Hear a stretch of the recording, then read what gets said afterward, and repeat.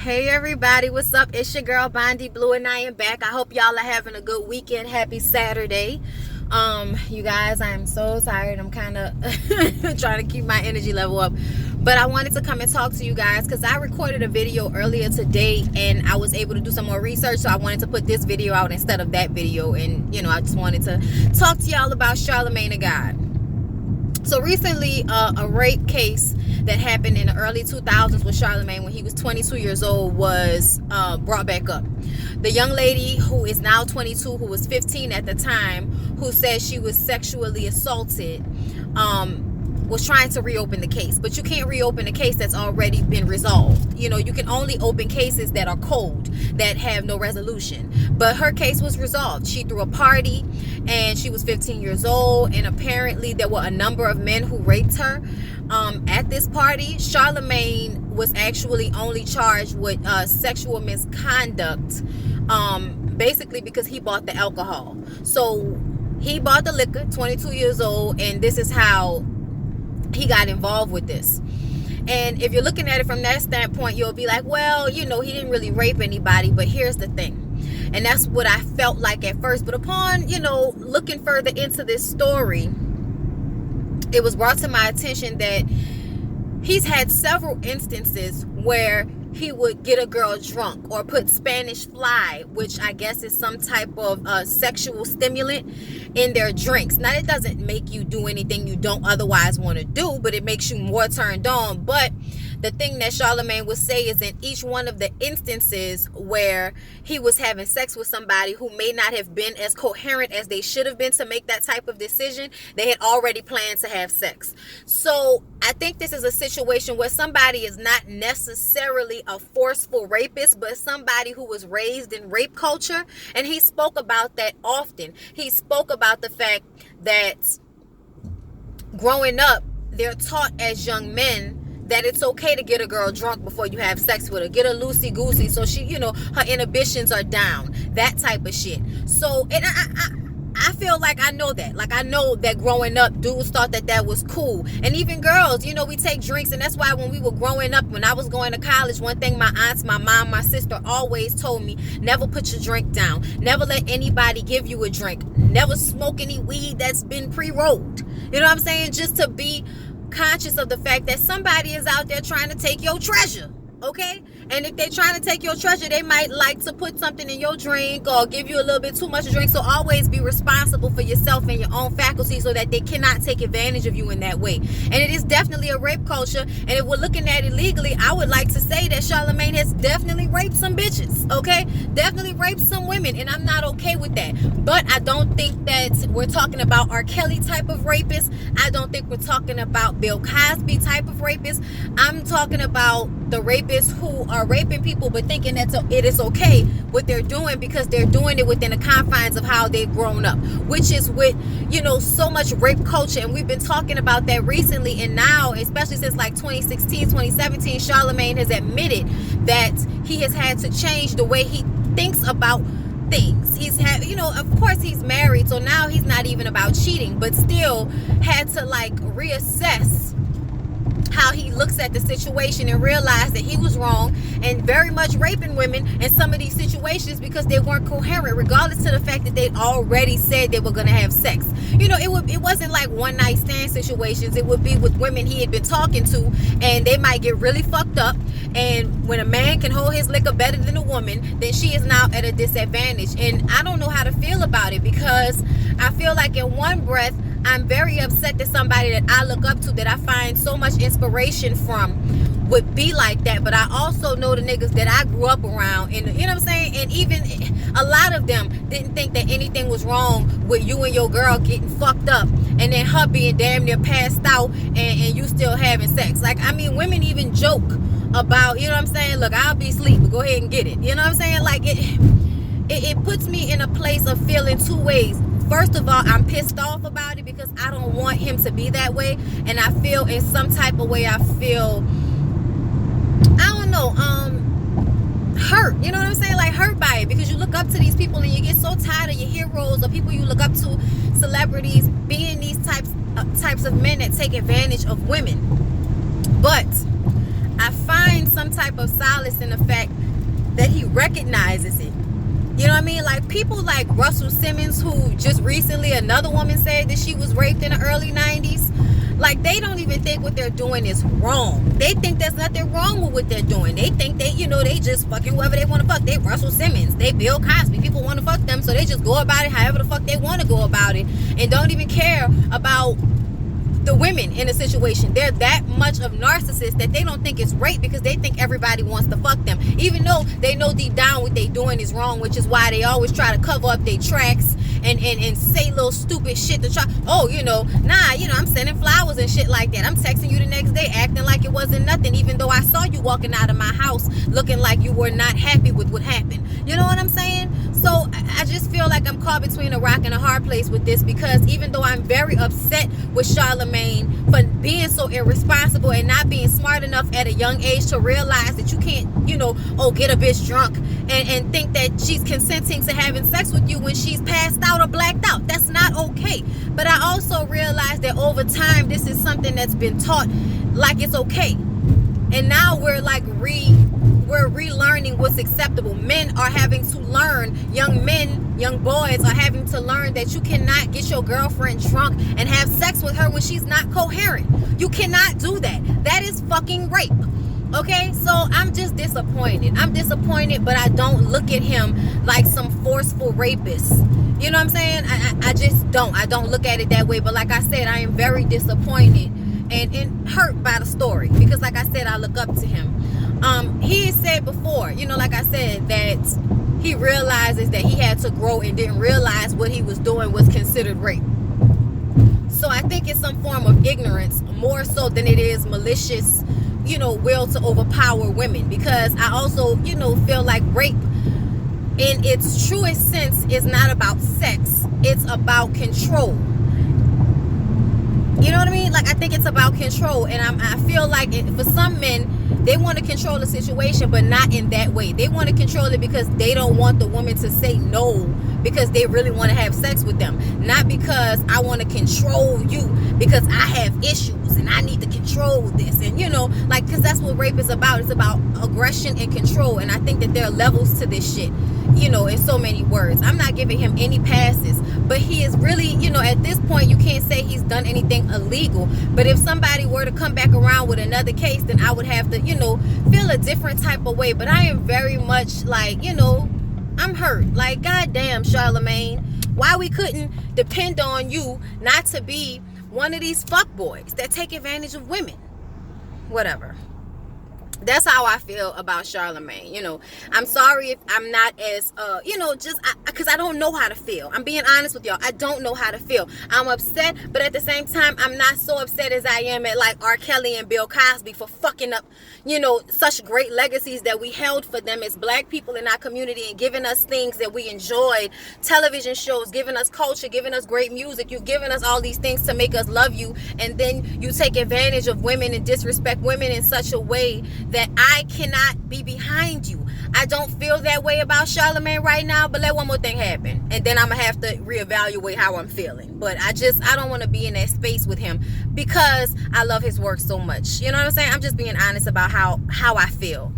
Another thing I wanted to talk about was Lesean McCoy, and I think her name is Lesean McCoy, his girlfriend. So if you have been on social media, you might have seen like a woman whose face has been badly beaten, blood running down her face. The first time I saw it, Evelyn Lozada posted it on her Instagram and was saying that, she did nothing wrong, and, basically just like a message of domestic violence. So I'm like, damn, this dude beat his girlfriend up. And then I would see posts where his homeboys would be cursing everybody out, saying that he didn't do that. And I'm like, sir, unless you were in the room, I'm gonna need for you to pipe the fuck down, because dudes always want to defend they fuck boy ass friends who they know be doing dirty shit. But because all y'all niggas think the same way, that nothing is wrong with the fucked up shit that y'all do to women, then it's all good. Okay, nobody's really upset about it. Nobody's saying, say, bro, you was fucked up for that. Which I feel like there really should be some checks and balances amongst you niggas. Okay, stop thinking that you being loyal to the next man by allowing him to get away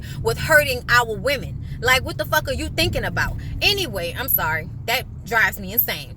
But from what I understand, there was a robbery that took place at Delicia's house, and she was assaulted by the burglar who pistol whipped her because she would not give up jewelry specifically that he was asking for.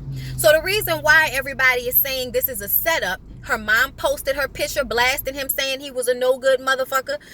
She said something, I believe friends of hers have said things. It's because before the burglary happened, he had been asking her to move out of the house that they once lived in together. I guess that he had, rented for her. He was asking her to get out of that house and she wouldn't leave. He was asking her for that jewelry back and she wouldn't give it back. Well, she doesn't have to give you back the jewelry. You gave her a gift, okay? You fucking child, you teenage boy. That shit don't work like that. You don't give somebody thousands of dollars worth of jewelry and then when they won't give it back because it was a fucking gift, legally they don't have to give it back. You want to try to get somebody to rob them. Before the robbery happened, he'd had family members go down to the house that she lives in while she was out of town and try to move her shit out, which was a forceful eviction and it was illegal. So she called the police because she saw it on her video, surveillance video app on her phone, because I have one like that too. So she was able to see what they were doing. She called the cops put a stop to it. She comes back home and here comes the burglary. So it just really looks as if he set it up to get that jewelry back and to try to get her about that house, maybe to even scare her. She had a friend that was staying in that house with her, another female friend who was also hit upside the head with a gun. So this was just a very violent, fucked up situation. And she, they even released a 911 call and she was not, confused for a second. Even on the 911 call, I'm sure with her face all fucked up and blood running down her face, she was very much aware of who did this to her and how this happened and that he was responsible. And I just felt so bad for her. You could hear her over the phone and I just was like, wow. Women, we really have to stop ignoring our senses about people. When you find out that a man will treat somebody any kind of way, I'm gonna need for you to remember that can always be you. If he will treat any other woman like dirt, he will treat you like dirt too. Your vagina is not gold. There is not a prize in there that can't be found in somebody else's. You don't have anything that fucking special that a fucked up man won't treat you just the way he treated any other female, because he's a fucked up man. It's more to do with who he is than it is to do with who you are. So nothing about you can change that. And I just have to wonder what type of precursors to fuck shit did she see before this happened. You know what I mean? Like, in all honesty, to me, he the type of nigga that I would have just gave everything back to, because I don't want to deal with your crazy ass no more. And I think at some point women get, upset and tired of that shit and feel like, man, fuck you. I'm not giving you back a fucking thing. You think you're going to dog me out, and cheat on me and leave me, and then I'm supposed to just give back everything you done gave to me and just have nothing to show for it? Fuck you. That could possibly be the way she felt. Either way, I haven't seen this affect his career in any way, because I know that he plays football. I believe he's an athlete, and this can affect his career if they can actually prove that he had any involvement. Right now, they can't prove that he had any involvement, but I just kind of feel like, I don't know what type of evidence you need, but the shit look real fucked up to me. It looks like you set her up to me. I'm just saying, on the outside looking in, this is very much how it looks. And I hope that if he did indeed do this, that there is some retribution, that there is some justice, because you should not feel like just because you're an athlete, you're untouchable and you can do this type of shit to a woman who you supposedly loved and wanted to be with. You can do this type of shit to her and get away with it. Like, are you fucking serious? I mean, I read that story, you guys, and I was like, wow. Like, how fucked up can you possibly be to send somebody over to her house to rob her, pistol whip her, all over some fucking jewelry? You got money, nigga, buy more. Like, are you serious? Oh my God. Like, you just have to be a fucked up individual to do something like that, okay? So that's another thing that's going on, and I'm wondering how that story is going to develop and if anything is going to happen in his career because of this. The other thing I wanted to talk about was Kevin Hart and Mike Epps, you guys. So Mike Epps posted a picture of him and Eddie Murphy because they're doing a movie together, and he was saying, a legend, still funnier than Kevin Hart. And then somebody commented, and then he commented in response saying that everybody's funnier than Kevin Hart. Well, Kevin took to his Instagram in response to this and wrote a whole fucking soliloquy about it. Okay, he wrote a thesis about how great he is, how gracious he is, and how much of a fuck boy Mike Epps is, and how he hopes that he, gets everything he wants out of life so he can stop hating on him, in so many words. Okay, and I was reading it and I was just like, Kevin, come on, baby. This is one of them times why I have to tell you that you're doing exactly what he said you're doing. You're grandstanding. You're grandstanding and trying to let everybody know how much better of a person you are because you don't hate on other people. You don't talk about other people. You only talk about your life. But at the end of the day, you have to have some type of insecurity as a man to have to respond every time one of your fellow comedians get in that ass about something. This was small. He could have totally ignored what Mike Epps had to say, but he had to grandstand. He had to make a comment. And I just feel like this is kind of becoming a thing for him where he is always responding to some bullshit, always trying to let everybody know how good of a person he is. And at some point, Kevin, you just have to be and stop showcasing. Stop showcasing the fact that you give so much. Stop showcasing the fact that you love your family so much after you done cheated on that girl while she was pregnant. Another thing, how sensitive he got about people, other comedians making fun of him because of that. You were stupid. You got yourself in that situation. Your wife is hurt because of what you did, not because other people were making fun of you. And I just kind of got aggravated when I would watch him keep responding and getting all in his feelings and shit. And then other comedians who realize how big he is, they don't want to make him mad. They don't want to piss him off. So they just keep with the bullshit. Oh yeah, y'all, we shouldn't be talking about Kevin like that. That's that man family. And it's like, since when have there been rules to this shit? Since when have there been rules to this shit?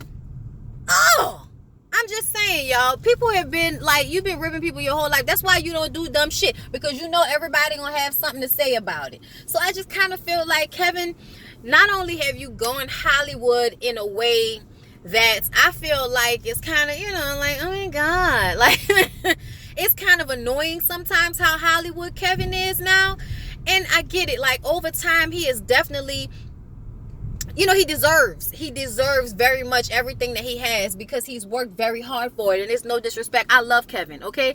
I can't wait to buy tickets to Kevin's comedy show that's coming out, I think, in October out here in New Orleans. But I still see what I see, and I feel like Kevin sometimes be acting like a little bitch-ass fuckboy. And I want him to stop. I want him to stop, okay? And I also want Mike Epps to stop being a hater, because Mike Epps is very much a hater. Most of the time, I be feeling like Mike Epps is a fucking hater. But I also feel like Mike Epps probably feels as if he's done a lot in his career that has been harder than what Kevin has done. Roles that actually challenge him as an actor and not just playing the same character over and over and over and over again, which is what I feel like Kevin has been doing lately. And that's going to work for a little while, but eventually he's gonna have to try to grow as an artist and stop giving us the same thing over and over again, because people gonna get tired of that shit. You know what I mean? But I still love Kevin. I still love Mike Epps, and I really hope that they can get past this shit. You know what I'm saying? And then Kevin can stop responding to everybody. Like, we would love for y'all to join together and do like a little Kings of Comedy the way the homeboys did back in the day. Like, this is a different time as far as social media and all of that, but there seemed to be a lot more camaraderie back in the day. And now it just seems like you niggas are on the verge of fighting every time y'all tell a joke about one another, okay? But anyway, I just wanted to give my little 2 cents about those topics. I hope you guys enjoyed the video. Please don't forget to like, comment, and subscribe to my channel. Check down below in the description box for discounts on the hair care products that I use. My hair is sweated out, y'all, but it's cool. I'm still cute. I love y'all, and I'll see y'all in the next one. Bye.